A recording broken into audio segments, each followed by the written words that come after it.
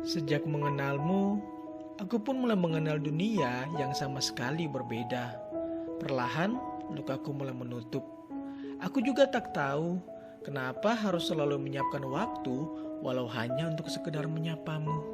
Tapi sungguh, aku mulai bisa menuliskan kembali sejarahku yang terhenti. Iya, kau adalah oasis rindu yang mengakhiri kemarau panjang hatiku. Tempat aku menemukan rasa tanpa khawatir akan layu. Tempat aku belajar memberikan kasih tanpa kompensasi. Tempat aku berjalan tanpa takut jatuh.